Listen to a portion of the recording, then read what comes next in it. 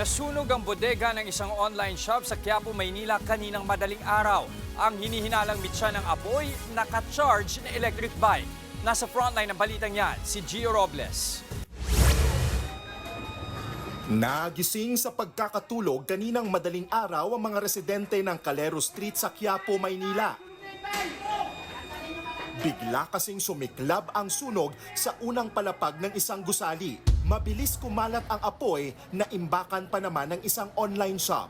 Bandang alas 5 nang ideklarang fire out ang sunog.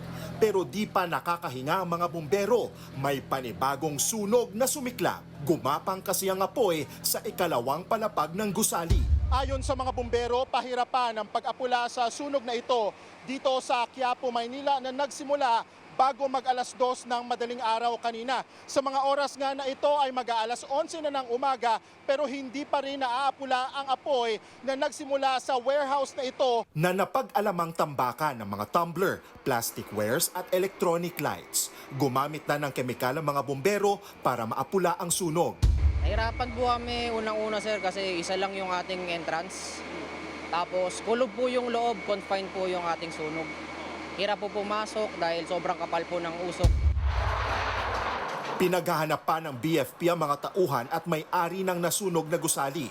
Inaalam pa ngayon ang sanhi ng apoy at halaga ng pinsala nito. Pero paniniwala ng mga residente na iwang naka-charge na electric bike ang sanhi ng sunog. May firewall naman kaya hindi na kumalat sa ibang gusali ang apoy.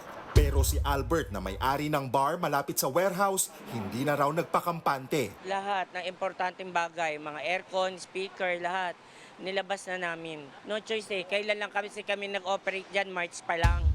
Sa tagal ng sunog, nagpahinga na sa gilid ng kalsada ang ilang bumbero. 3 ang naitalang sugatan matapos mapaso at masugat. Inabot ng halos 10 oras bago magdeklara muli ng fire under control ang mga bumbero. Nagbabalita mula sa frontline, Gio Robles, News 5. Mga kapatid, Jess De Los Santos po. Iba na ang may alam at may pakialam sa panahon ngayon. Para sa tuloy-tuloy na balitaan sa frontline kahit weekend, mag-follow at mag-subscribe.